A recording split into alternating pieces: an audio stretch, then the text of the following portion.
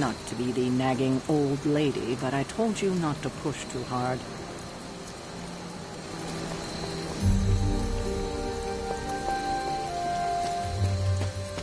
That was a complete fiasco. And it would have been far worse had the Spider-Man... Hey, for what it's worth, I think you did okay out there. You got some decent hang time, even given you were wearing, what, 70, 80 pounds of chainmail? On the Stark scale of reckless yet daring heroics, I give it a solid 6 out of 10. Don't worry, you'll get there. With a little help.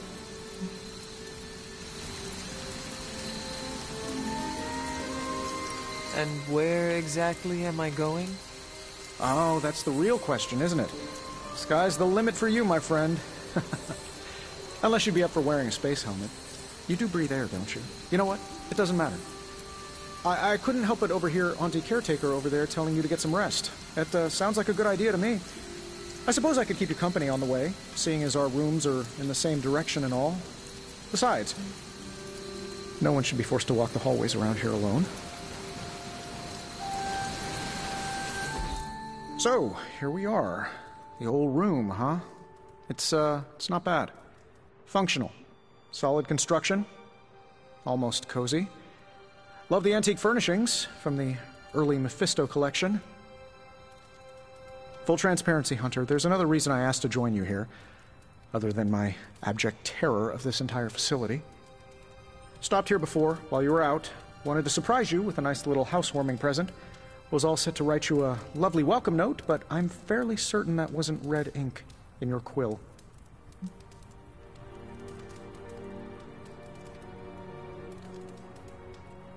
I assure you, there is nothing to fear here. Well, it's easy to say not to be scared of things that go bump in the night when you are a thing that goes bump in the night. I don't even watch horror movies, and now I'm living in one. Horror movies? Oh, you'll love them. Imagine a painting come to life. Moving, talking, telling a story, one that just happens to be pulled from your very worst nightmare. Or just stop by my room. Fairly certain there's one hanging there already. Well, I suppose I should leave before whatever monstrosity that is most definitely hiding under your bed jumps out, rips my face off, and then proceeds to feast on my soul. I'll leave you to it. May your sleep be filled with pleasant dreams, Tony. Right back at you. Oh, and if you hear the shrieking of a grown man, please ignore it. It's just me, walking to my room.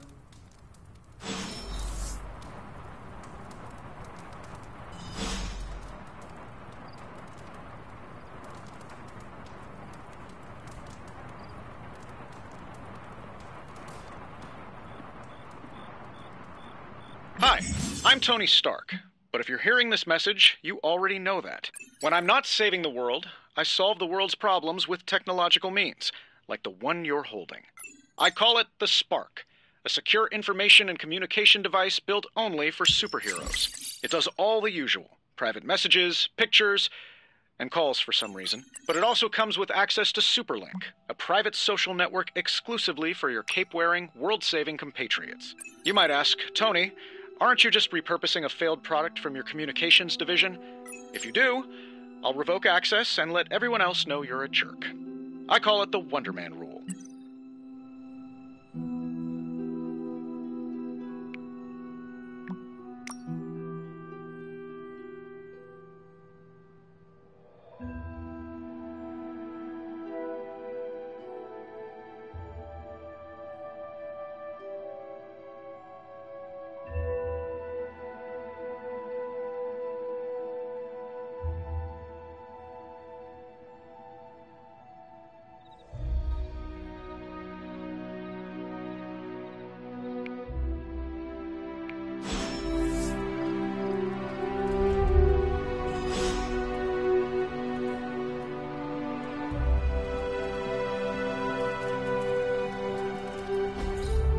We were all so happy then.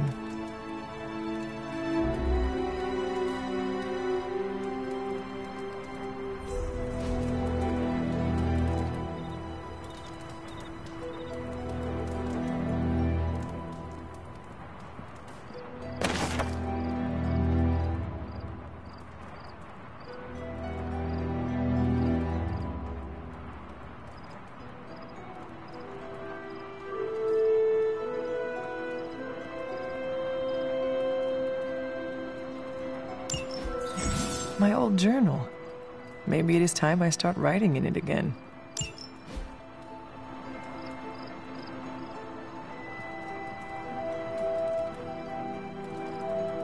There never was enough room for my armor in this thing.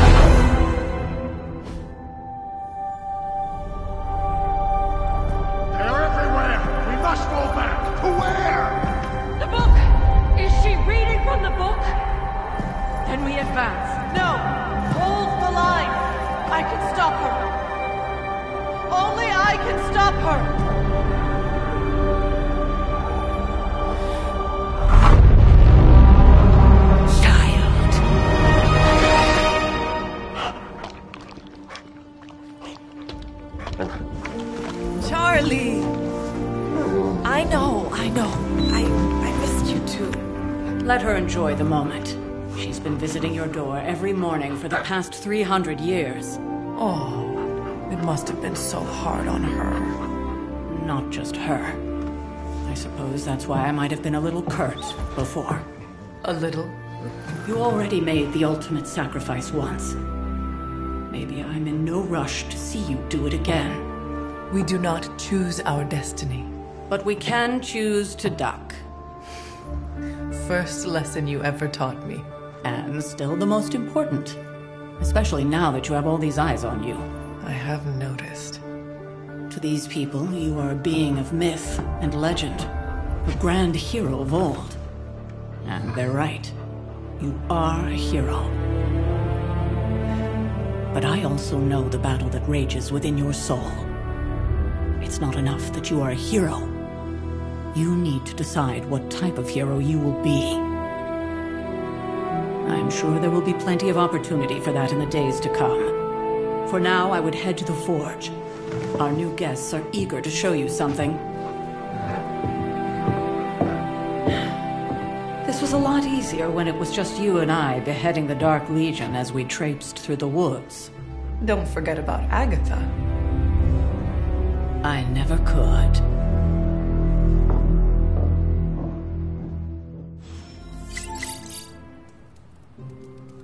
Charlie was restless all night. I should have known something was wrong.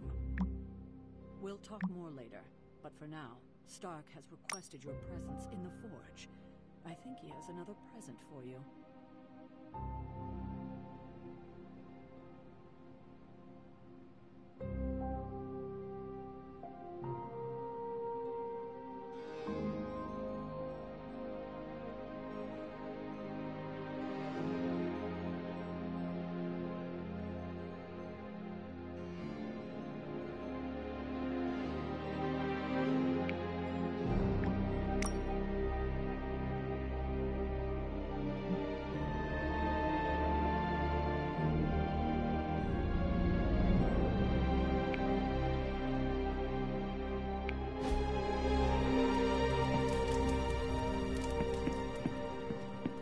It's good to have you around again.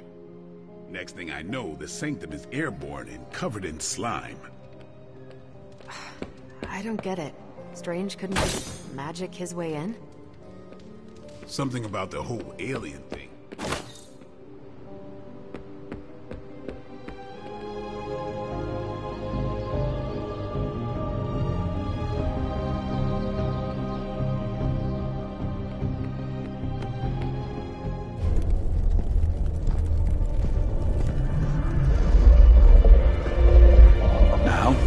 Think you can tell your friend inside there to turn it up a few hundred Kelvin? I could. However, it might shatter the containment spell preventing him from incinerating this facility. I think we're good. And just in time. The Forge has certainly changed. Right. Caretaker said this all happened after your siesta. What spooky castle would be complete without its own Babylonian demon-powered furnace? Sumerian fire demon. His name is Babs. Oh, now it all makes sense. Well, once you get past the esoteric terror of the situation, I've found this thing actually has some uses. Molecular bonding, breaking down evil gamma serums, fashion accessorizing. Yes, speaking of... Oh, right. It's ready. Your armor seemed to offer minimal protection against the venom creature. I noticed. Yeah, I thought you could use an upgrade. Well hammered. Well fired. Caretaker did not mention that you two were such skilled smithies. Yep. I am Iron Smithy. Perhaps you should just try it on.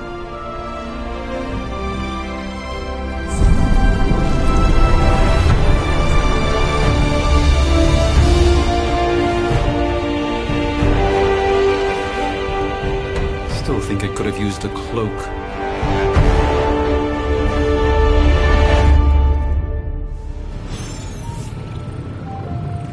Stylish, damn near indestructible, and we even got the size right. Not bad for our first collaboration. I still think it could have benefited from a cloak. I hate to admit it, but somehow this ancient forge puts any arc reactor I've got to shame. Who would have thought mystically bound demon power would be so damn energy efficient? Or carbon neutral? Certainly got that new suit of yours done a lot faster than I expected. Speaking of, what's the verdict, boss?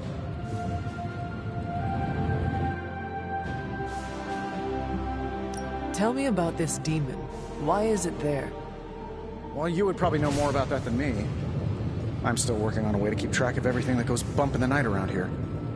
Whatever they've got trapped down there, it's hotter than hell by a few thousand Kelvin, very pissed off, and really good at weaving synthetic microblends. But tools are just one part of the equation. You gotta know how to use them, too. You were out, what, 300 years before we woke you from your eternal rest? I'm betting you have questions, so ask away, Hunter.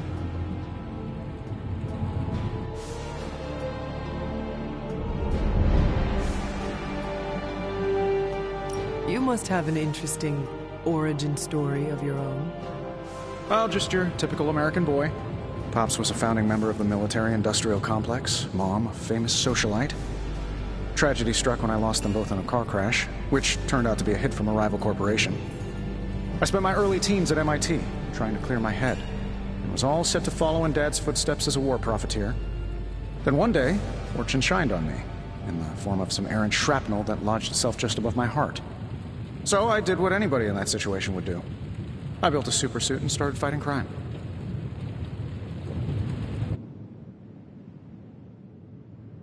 I guess we have all had difficult childhoods here. Yeah, no kidding. I can't tell you how hard it was to memorize all that at Skrull Sleeper Camp. Just kidding. Or am I? Is all this magic a threat to your new technology? It might surprise some people to hear this, but I do like some things with rules. Isotope decay, magnetic fields, and gamma oscillation make a lot more sense to me than Eye of Newt, bat wings, and a sprinkle of sunshine. At least they did before everything changed. I cannot help but feel partially responsible. Well, I wouldn't take it personally. We were detecting changes in both magic and science months before you woke up. But yeah, things have definitely hit high gear since then. I take it this new version is a technological marvel? Impact-resistant carbon composites, some patent-pending alloy mesh, and a few touches from Dr. Spooky over there. And hey, the built-in communicator means we can talk to each other without sending a raven.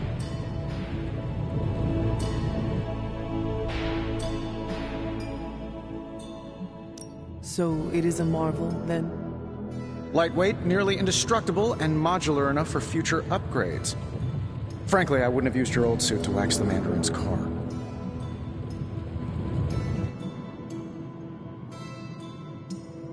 What sorts of things are you doing in here? Oh, that's right. You were out a while. Basically, we've got a gigantic demon inside the magic box here that provides near limitless power for whatever we might need. Sounds insane, but sometimes it's easier to just go with it. Does Caretaker approve of all this? As long as we follow all the rules and use the correct and complete incantations, I'm told everything will be fine and the demon won't break free and eat us all. Just don't get away. Or feed it after midnight.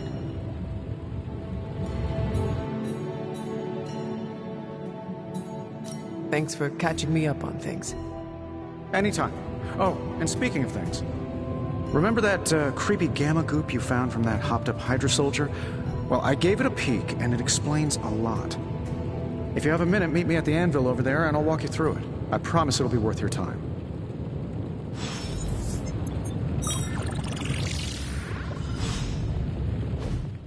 Hunter, your new attire suits you quite well. But how are you holding up on the inside?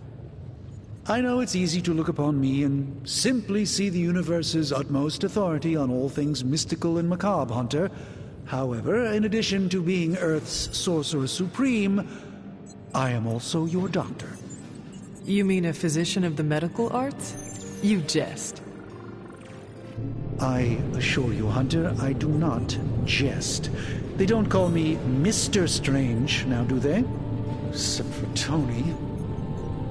Your awakening ritual was admittedly a touch more chaotic than I had originally intended, and, well, after your violent encounter with Venom, my oath to Hippocrates compels me to check in with you. Simply put, how do you feel?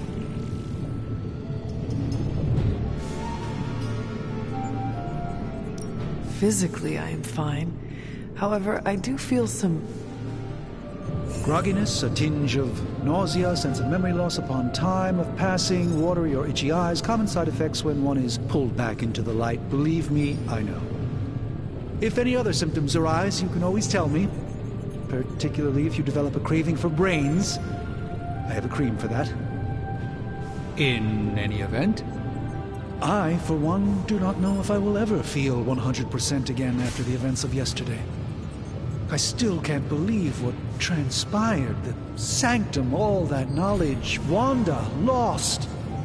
Swallowed whole by the black mouth of that foul venom creature. With all my resources, all my gifts, I should have seen this outcome spelled out in the sacred geometry of this universe years ago. But I miscalculated.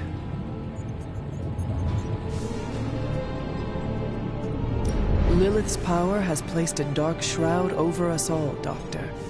You are not alone in this. Your words are appreciated. Still, I must not allow the underlying truth of the situation to become shrouded as well. It's not just the Sanctum Sanctorum that was lost yesterday. It was my protege, Wanda. She is my charge, my responsibility, and I failed her. But I am determined not to let that happen with you, Hunter, which is why I am here to answer any questions you may have. Perhaps my wisdom may benefit you more than it has me thus far.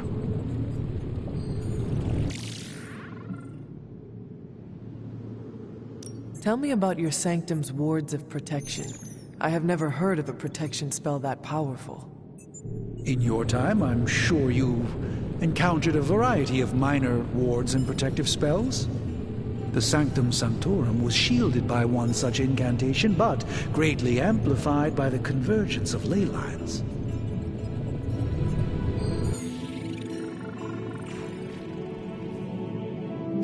Will the wards ever provide the same protection that they had? It may be possible to undo the damage, but now that a weakness has been exposed, I'll have to rethink my approach entirely. Tony did offer a military-grade laser protection grid, should I be so inclined to go that route. How did Wanda come into your care? Wanda's story is quite tragic and perhaps not mine to tell. There was an accident on the Abbey grounds not long ago involving Agatha.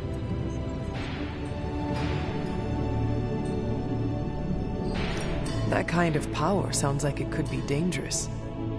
We don't truly know the extent of Wanda's power, and in that respect, you two are very similar. Were she here now, I think you would have found her to be a kindred spirit. That creature on the roof, you have run into it before? Unfortunately, yes. In the simplest of terms, Venom is an alien species living in symbiosis with a human known as Eddie Brock. He's something of a fixture in New York these days, but typically his hijinks are confined to harassing Spider-Man.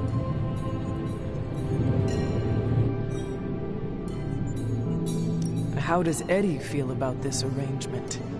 He seems to relish the experience. And under Lilith's spell, they've clearly become more cohesive than ever before. Let us talk later. Visit whenever you like. It's not often I get to converse with a true legend.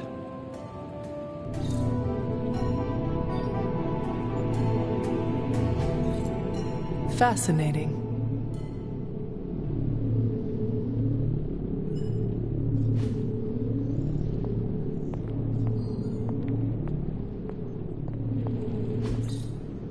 Intriguing.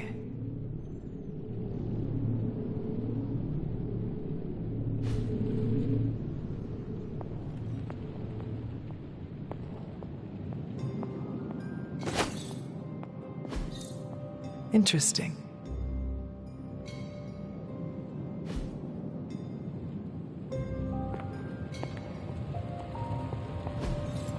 What is this?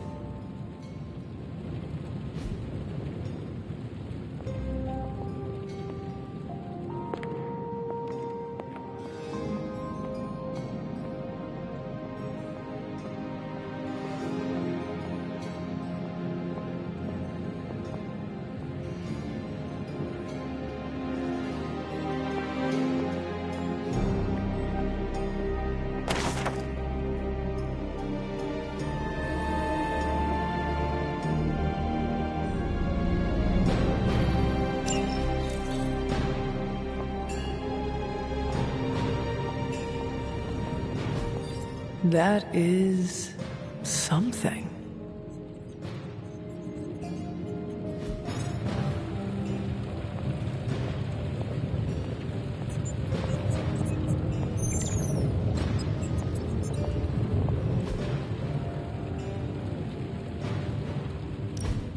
Now, I doubt advanced gamma thermodynamics was a hot topic at Ye Olde Demon Hunting School, so I'm just gonna give you the condensed version. I appreciate that. Closest I've ever seen to this substance is pumping through Bruce's veins. Part gamma accelerant, part unknown element. Calling it Coil for now, given its unique atomic structure. Man, I love acronyms. This stuff is more volatile than Nick Fury on a Monday morning. But Hydra doesn't seem to mind. They are using it to get stronger. Exactly. A few drops would make your average salamander look like Fin Fang Foom. Thankfully, with a little help from Dr. Spooky and our haunted oven over here, I think two can play at this game. You are not suggesting we start injecting ourselves with it. No, nothing like that. Though I can see some future applications for my energy drink line. I was thinking we apply this stuff towards upgrading our equipment. I like where this is going.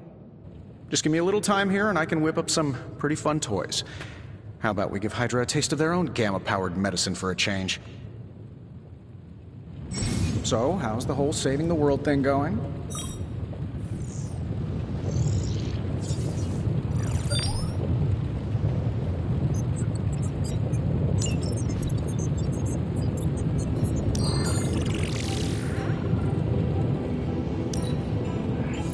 Give me a minute.